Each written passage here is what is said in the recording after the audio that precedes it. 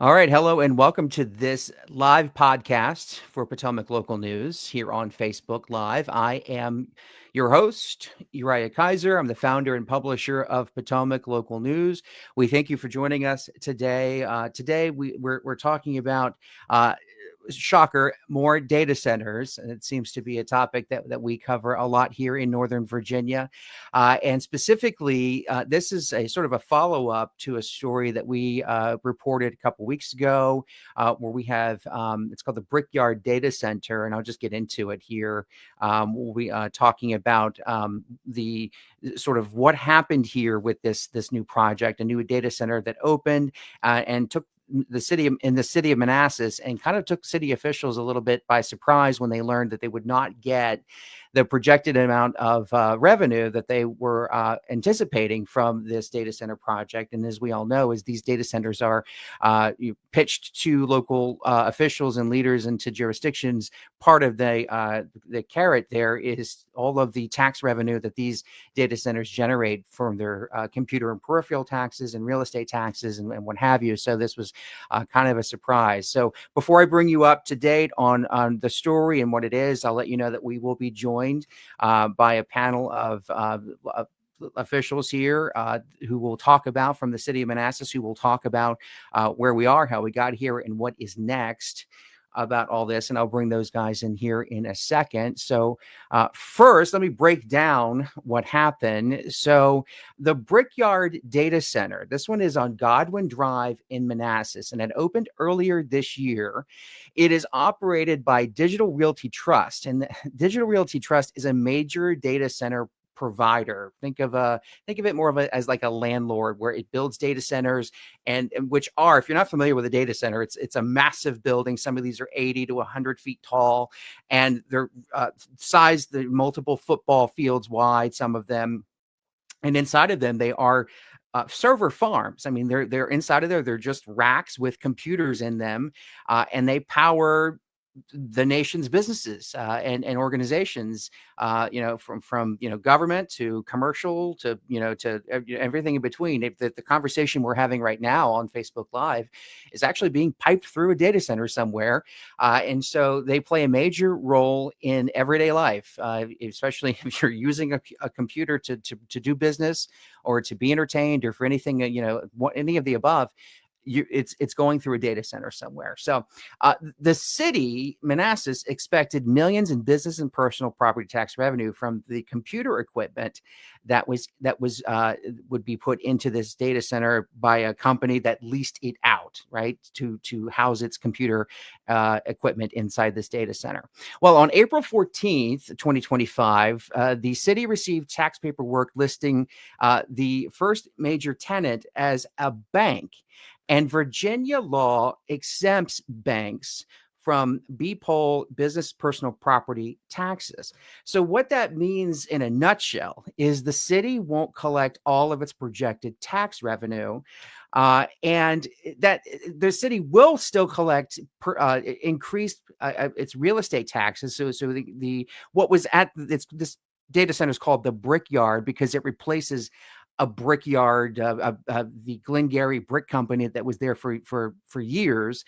And so the value of the land has been improved. So the city will collect much higher real estate taxes there, but all the others doesn't look like they're going to be able to collect that. And city officials were not aware of the tenant's identity until after the data center opened. And so it raises some concerns about local control over data center tenants, who can come in, who can come out. And it sparks debate on state tax policies that affect local revenue, because again, state law precludes banks from paying these taxes. And it's really, a statewide conversation that could be had because of what happened here, and on the impact of expanding data center development, because data centers are not just coming to Manassas or Prince William County. It's neighbor. These are going all over the state because Virginia is has a temperate climate, and we don't get a lot of tornadoes and hurricanes, and we don't have major blizzards and what have you. So we're a very temperate climate, and so many data centers have opened and will open here in Virginia as the years go on. So, with all of that said, I do want to bring in our guest. Our first guest joining us today is Councilman Mark Wolfe. He is a Manassas City resident. He's lived there since 1990. He is the COO of MovieCom with an executive leadership experience in corporate and nonprofit sectors. He holds a bachelor's degree from the University of Iowa. He's married to Amy Wolfe, the CEO of Manassas Ballet Theater. He's the father of two Osborne High School graduates. And I don't want to mess up his name. It's CC, a George Mason graduate, and Colin, who served and was killed in action in 2006. Our second guest is Councilman Tom Osina. He was elected to Manassas City Council in November 2020. He's a resident of Georgetown South in the community. He's been there for over 20 years. He lives there with his husband, and he is the father of two grown children. And our third guest today is Deon Shamberger. He's a candidate for the Commissioner of the Revenue for the city in Manassas. He's experienced in tax assessments, including auto tax management. He has a background of B2B sales and customer service with Geico and Toyota, and he's a small business owner and licensed insurance agent. So I'm going to unmute all of your mics and say thank you for coming on this edition of the Potomac Local News Podcast. And I'll let you know that I pulled all of that bio info right off your official, whether it's the city website or Deon, in your case, for your campaign website. So I didn't make any of that up. I got it right there, and I didn't ask Chat GPT either, because it's like so interesting to say, hey, Chat, tell me what you know. And that's fun to see if it gets it right sometimes. But I actually did the work and went and pulled the information off there myself. Gentlemen, thank you for coming on today. So I kind of briefed, at the top of this, talked about how we got here or what happened. I'll throw this out there, Mark. You've been on the council the longest, and you've seen the changes as these data centers have come into the city and, of course, surrounding areas in Prince William County and Loudoun County. When you learned of this, what was your reaction to this news? Well, the reaction was, oh, shit, just because I knew the long-term loss of revenue. But, and I was not aware of the state code provision until this happened. So I think this was just sort of a learning for everyone. In retrospect, doing some research on it, I found out it has not happened yet in Prince William County for all the data centers they have. It has happened in Loudoun. So this was just very much a case of, and I think go back to your preamble, it's really a state issue. So the law that's governing this dates back to 1984. Long before there were data centers, and data centers were a part of this, were conceptualized. So I have had conversations. I'm sure others have had conversations with their delegation in Richmond about in the next session about hopefully being able to tweak the law so that these data centers will, at the locality level, be contributors to local taxes, just like anything else or any other user. The other thing I'll point out is, and we have not had this yet, but another issue that comes up, that again, that no one can do anything about, is if you had a federal agency be a tenant, they would likewise be exempt from these taxes. Mm-hmm. So, Tom, let me ask you, as a longtime city resident, as we were reporting this story, we were told that, if you think about this as in a baseball game, the city really, unfortunately, didn't hit a home run with this deal, but it did get a double, as somebody pointed out to me, and that ain't bad. But so with that being said, talk to me about, because as I said earlier, the city will collect increased real estate tax on this parcel here. Talk to me, as a longtime city resident, about this parcel and what it was before it was a data center and what it is now. Well, it was a brick manufacturing plant. It had been there for a long time. In fact, I think it had finally earned the distinction of being the oldest continuously run business in Manassas, if I recall correctly, and in that regard here. Those people who traverse Godwin will remember that it was actually on both sides of Godwin. And, Godwin serves as a boundary for a portion of its length between the Prince William County and the city there. And so on one side is where the city, and that's where the Brickyard Data Center is that we're talking about today, is located. Across the road is in the county, and several data centers, I believe, are being built there. Building on what Mark said is, as a member of the city council, certainly very, very disappointed that we're not going to see any revenue from a data center computer equipment tax along the way here, and in that regard. Fortunately, we had not, in our budget plans, set any amount, had any idea what it was going to be. Commissioner of the Revenue, Tim Maria, was very good about pointing out that, first of all, he had no idea. He had to wait till April 15th when was the deadline for the documentation to come in, so we would know what equipment was in there in that regard. And so when we met on April 30th for our work session to work on the budget there, that's when that information was shared with everybody on city council, with those present, and then of course made public and with our residents here.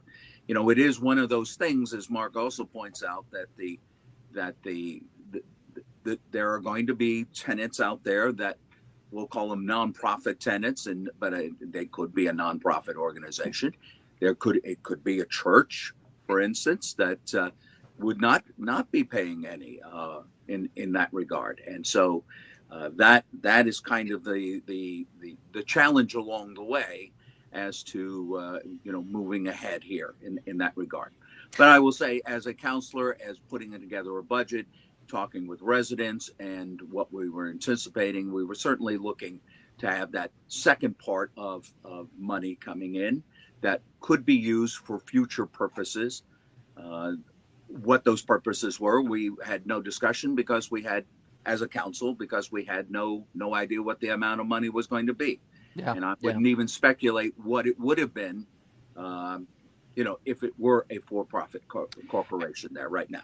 And I've had, through my reporting on this, I've had several conversations with several area leaders, including Chair DeShunda Jefferson in Prince William County. And she has often said, I'm always hesitant to approve a data center without knowing the tenant who will be using the data center, whether it's Amazon or Microsoft or whoever it is. But that said, there's no law, to my knowledge, that requires a data center provider to a landlord, if you will, to identify who is going to be using their I guess, be inside their building. And so where it might be a very nice thing for a data center tenant landlord to do, they don't have to do it. So Deon, I'll bring you in here. You're running for the candidate for Commissioner of the Revenue. What do you make of all this when you look at what's going on here? Like I said, it's fairly new here, so due diligence was a little bit missed, but at the same time, everyone's talking about the revenue that is being brought in. But what's actually concerning to me on that is the assessment is pretty low. We're looking at 102 million is what the assessment is for that data center. And me just being a candidate reaching out to experts in this field, we're projected should be anywhere from 225 to 255 million. So that's another thing possibly that we're missing out on. That's on the low end, that they're coming back and saying maybe $4 million was missed on that. So it's a good thing that we did collect something, but we're not collecting everything. And that's major for our city. So this realization that we're not collecting everything is coming as city tax bills are going up here with it starting July 1st. So you guys, City Council had your meeting past Monday. The tax rate remains flat, but because of those assessments, Deon, you just mentioned, you talked about assessments, and for those who are interested and who want to nerd out with me, these property taxes are how localities in Virginia fund their city governments, their county governments, and they're reliant on these real estate homeowners, real estate commercial taxes to fund the core operations of local government. So as taxes rise, what do you say to the people who come to you and say, listen, it really stinks that we missed out on this opportunity because my tax bill just shot up. I'm paying up $400 more than I was a year ago, and we just missed out on this revenue opportunity. What do you tell your constituents who come and might say that to you? Well, let me tell you, and I'm going to push back on your premise and frankly what Deon said, because Deon's here is running for office. And Tom and I are representing the city here. So that's an entirely different kettle of fish. City council does not get engaged, has anything to say or do with regard to this assessments. That comes directly from the commissioner's office. Whether this is assessed correctly or not, I'd be honest, I have no idea. But to sit here and say that it's not is a political statement, which is not getting into germane to this conversation right now.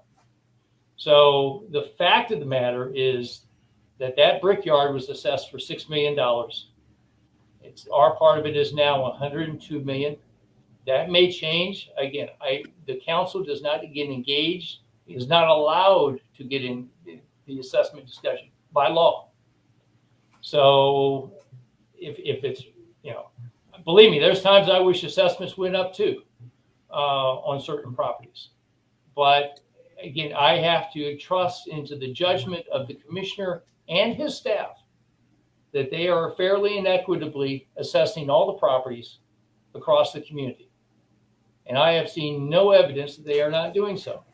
So what do you say to the residents who say, well, to address the increased tax bill for the residents, at the same time we're learning of this missed revenue opportunity? And I'm throwing that out to, maybe Tom can answer that as well. Absolutely. The reason for the increased tax bill, just back to what I said on Monday night, is that we are in a situation where we compete for talent against all the other jurisdictions in Northern Virginia.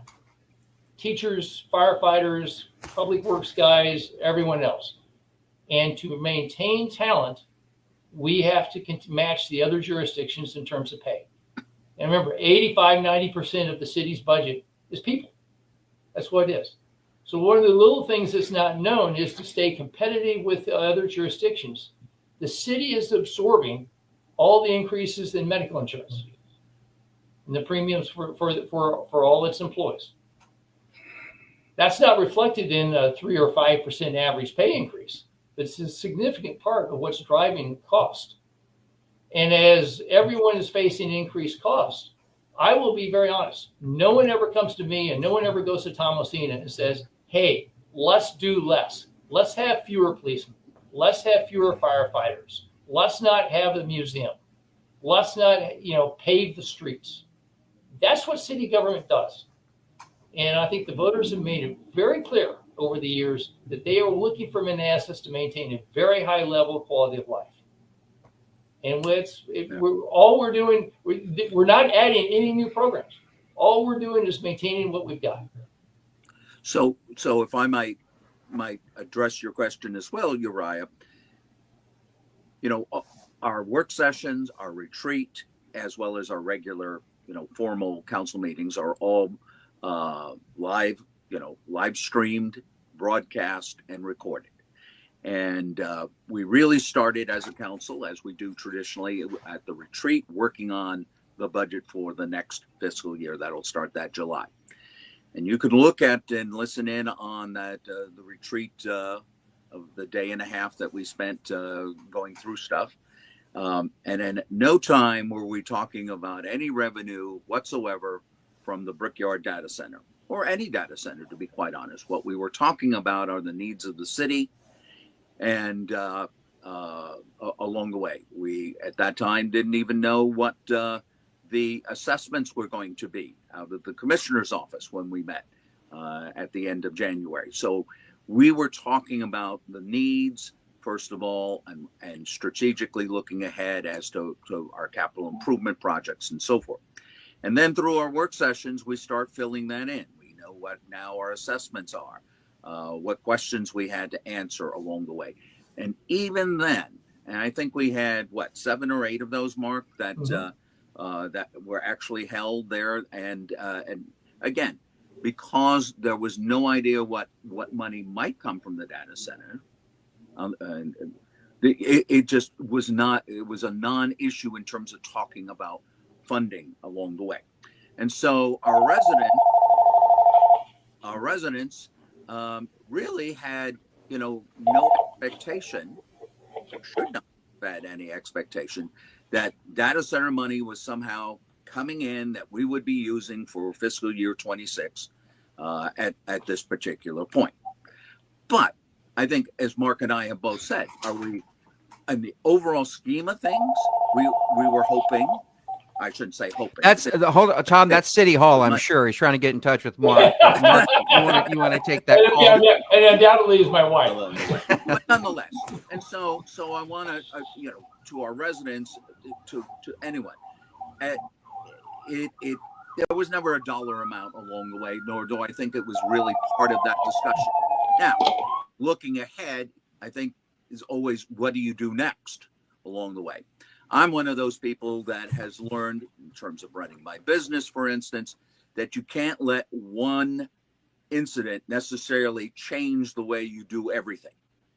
But it is kind of a wake-up call, and it is to alert you that there are, things that you need to be paying attention to. Zoning helps talk about land use along the way. So zoning would have done nothing to have solved this along the way. And I think also to any of our other business people who are listening to this, if we go down so far down this road, that we get to dictate what kind of business is in a location. That would be like saying, somebody walking in saying, I want to build a shopping center. And then we talk to that developer and they say, I'm going to have a Food Lion. And we say, no, we want a Wegmans. Otherwise, we're not going to approve this. I mean, that we got to be careful, what we do in these sorts of cases along the way here. And so, well, I want to get into, but I want to get into some reflections that you might have had about how to address this going forward, or what some of the implications this might have for future data centers, in the state, actually, and the state. But before we get there, Deon, you're running for office, as I said at the top of this, and so as you go around and you knock on doors, I'm sure you'll be wearing out a few pair of sneakers as you're pounding the pavement and meeting with the voters. Are they talking about this? Or are you hearing about this out in the community? Oh, yes, actually. And I read about it a lot online. I even hear about it from when you just look online, you see like other counties and areas are talking about us like it's a joke, but it's, something that we have to work through. We have to work together to make sure that this doesn't happen again. And that's one of the main reasons that I was running, because, I am a business savvy person and I look for things. Right now, I'm into this very deep. I'm finding out a lot of stuff that probably could have been avoided, but if it's new to somebody who's not used to something like that, things can happen. But like from what I was saying earlier to the missed assessment to the data center, like those dollars matter. It's great that we didn't spend money we didn't have, but still having that money could have contributed to a lot of different things for the city. It's not just like no big deal. It's a big deal. Okay. Well, let me ask, I'll throw this out there. What are some of the things, I mean, obviously, and I said this before we started, and it seems like that this is a state thing, right? And so for my article that we wrote about this, Senator Danica Rome gave me a quote and, said she would be open to exploring this for a future piece of legislation. As you might know, you probably already know, she's been, she's filed many different data center bills having to do with, locations and noise and what have you. And so she's been intently on data centers for the past few years. But what can you as local officials do from your position to push for change to make sure that the other jurisdictions won't get blindsided like this again and may lose out on millions of dollars in revenue that they thought they might get? Well, I think the answer gets back to what you're talking about. It's a state issue. It's state law. There's nothing individual jurisdiction can really do. With one caveat, and I'll get to that. And yes, I and I'm sure Tom and I'm sure the city will make this a part of its legislative agenda going forward, and we will try to raise it to the within the VEMA and VACO communities within in lobbying the General Assembly. Bear in mind, I'm sure the bank lobby will be pushing very hard to maintain the privileges that they have. So. The two things you talked about what Chandra said with regard to approving a data center when she knows the tenants. You got to remember those tenants will change. Computer equipment changes out, companies change, get sold, change their operations. So who's a tenant of a data center today makes very little reflection on who's a tenant 2 years or 3 years from now. One thing the locality can do. And this gets back to why the city has engaged in, invested in the Old Town Inn and Manassas Shopping Center, is that if the city owns the property that then becomes a data center, then you do have an ability to put restrictions as a part of the sales contract as to the use. Absent that, you really don't have any ability at the local level. Certainly the way Manassas has set things up, in that data centers are a by right use for an industrial zone, which frankly makes all the sense in the world. We don't have data centers in non-industrial zones. We haven't done what Prince William County has done, but in the industrial zones, they are by right use. And I will say, even without the incremental revenue from the peripherals, the data center and the revenue is a vast improvement to the community over what was there before. Yeah. Mark, you said that you might put this. The city will likely put this on a legislative agenda, and for someone watching this, listening to this, who has no idea what that might mean, and is noticing that there is not a state legislator or state representative on this panel right now, one might be wondering, well, do they talk to each other, and do they ever say hi, and what is legislative agenda? What does that really mean? So, I mean, is there an opportunity in the near future where you can pull your delegate, your state senator, and say, hey, listen, this was a surprise, as Mr. Osina called it. There's another city councilman that we quoted, and now his name is escaping me, and I apologize, but he called it, he was sort of blindsided. Councilman Ralph Smith, we quoted as saying he's blindsided by all this, and so this is obviously not a position I expect you want to be in the future. So talk, if you would, how you work with your state legislators, because again, I see the same thing. This is a state issue that enabled this to happen. Tom? First of all, we meet with our delegate and our state senator on a regular basis. We will be having a meeting, I believe it's in July or late June, that is scheduled. We'll have another one when in the fall, as we get closer to the next session of the General Assembly. What you're talking about, Uriah, is a political solution here. And so there are several things that come into play. It should be noted that data center legislation introduced in the General Assembly this past session did not fare very well. A lot of it was held back in committee or vetoed, or it got nowhere. in that. So there's going to be some big challenges along the way for anything to happen legislatively. Forget about the banks at this point. You're talking about a new industry that certainly is well financed. We've also seen this same industry spending its its money to on political dinners and so forth for in the area, and so these sorts of things are not going to be easily done. We like to think we're right, and that the right thing will triumph here, but there's just so much that goes on, legislatively, both in the General Assembly, in the governor's office. There'll be a new governor, obviously, come January, as for instance, and other things along the way. That doesn't mean we wouldn't want our delegation to put something forward here, but I think everybody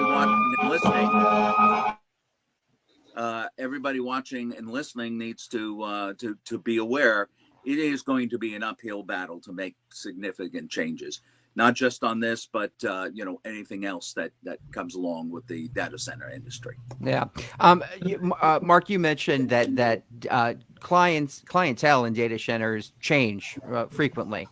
Do we know? So a 2-point question: do we know if the bank is the sole client in this data center? Did it take up every available rack space position in this data center? And 2, do we know how long this bank will lease this? How long they'll be there for? Maybe if it's a 5 year or 10 years, maybe after that the city can maybe recoup, not recoup, but really start to collect some of those taxes at that point. The information we've been given, they are the only tenant. Now, whether the center is full or not, I don't know. I do know just data centers consume electricity. Like the electricity goes through the city, so we can measure usage. I can tell you the usage at that data center has not been anywhere near what we would expect as a peak usage. So does that mean they haven't started operations yet, really, or they haven't filled the data center? I don't know. Nor do we know how long the lease is. That's not something we would be privy to in any way, shape, or form. Okay, gotcha. So Deon, as you hit the campaign trail, what we just a primer for this. We have elections coming up in the city. We with the 2 positions open. These guys on the city council here don't have to campaign this year. You guys are good. You'll keep the shoes you have on this fall. You won't wear them out unless you are an avid runner or what have you. I don't know. But the 2 positions that are open this year are Commissioner of the Revenue, for which you're running, and the Treasurer. And those positions are open. So as you hit the campaign trail, I imagine that you're going to keep talking about this issue and maybe some others on the campaign trail. So what's your plan? So actually, my plan is like I said, just keep bringing this up. And there's a lot of proven data that I have that I'm going to share. Make sure you look for me on Facebook, Deon for Manassas. I will be providing everything that I talk about, knocking doors, on my page as well. It's definitely been a wake-up call, and as we're seeing people who have friends from other areas or how bad they're talking about it, and when you knock on the door and you see some of the frustration from some of the voters that we speak to, it's something that I plan on attacking and showing what I can do to change that with my business mindset. Not missing some of these things that, as a candidate, I'm finding that's right there in front of our face.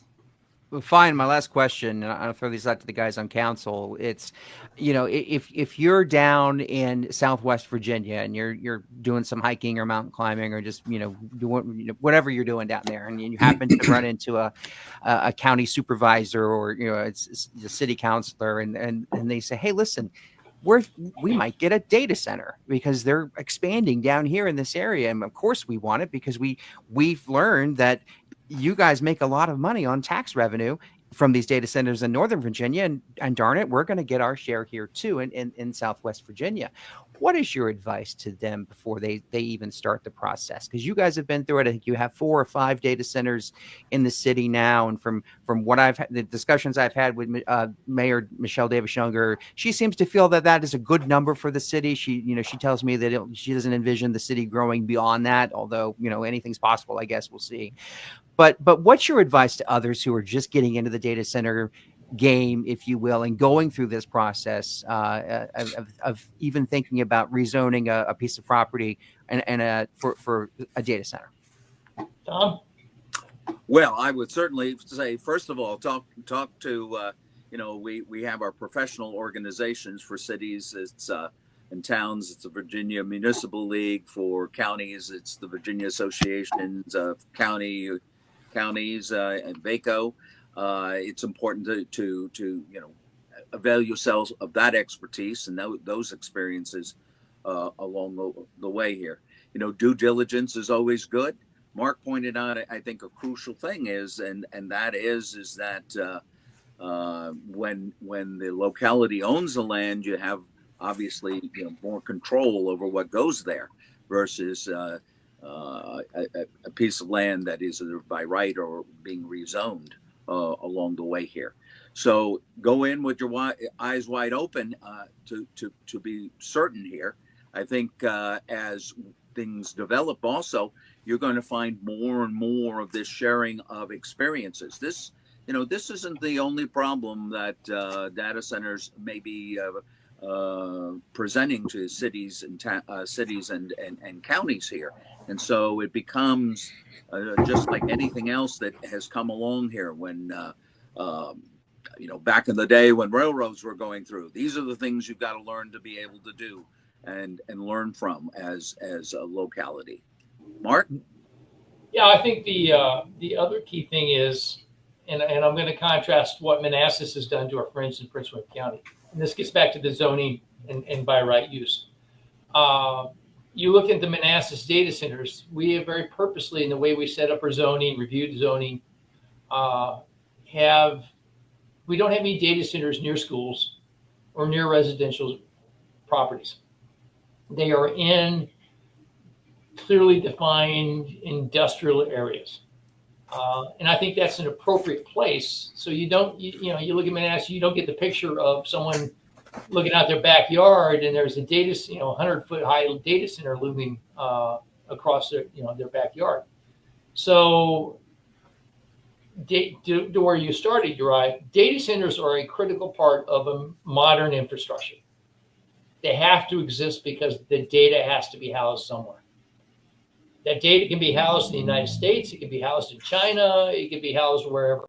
But it's got to be housed somewhere. I think it actually makes sense, and it's good for our, frankly, security that it's housed here domestically. But you need to do it in a prudent manner. And I think, we've done that. Some other jurisdictions haven't, at least all the time. This is an unfortunate oops that no one knew about or could have foreseen or frankly could have stopped because of the way the law is situated. So, there's no blame. It's an is. And then we learn and move forward and try to, obviously from our selfish perspective, representing the city and the citizens of Manassas, we're trying to look out for the best interest of them, and we'll lobby our friends in Richmond to try to make sure this doesn't happen again for us or any other jurisdiction. Okay. Well, gentlemen, all three of you, thank you for coming on and talking to us about this today. I mean, obviously, as data centers proliferate throughout the state, it's my understanding this is not the first time something like this has happened, and it may not be the last time something like this has happened, but it's something that, as I said at the top, got some statewide attention when we reported this story. And it is, as Deon said, people are talking about it on social media and online and so forth. So again, it may not be the most fun conversation to have, but it is an important one. I hope my next conversation is more fun, and I will allude to it. Tom Osina talked about some of the new parks the city has implemented, and I do have, I've asked the city spokesman, Jeremy Beal, very nice guy. We got coffee a week ago or so. tomorrow. And we want to do a whole conversation about these new parks that are going up in the city. And I can't wait to see them and visit them and take my daughter there, as Mr. Osina suggested. He had some fun ideas about her actually reviewing them and seeing which one is the best. And I really like that. We might invite you along for that, Mr. Osina. I think that might be fun. Okay. I can tell you which one he will say is the best. Probably the one that's closest to you. If I had to. No. Okay. All right. Well, we'll get into that at a later date. But gentlemen, thank you all again for coming on the Potomac Local News Podcast, and thank you out there for watching this live podcast. Of course, if you missed any of it, you can catch it on a restream here on Facebook, on YouTube, and of course on our website at PotomacLocalNews.com. Have a great day. Yep.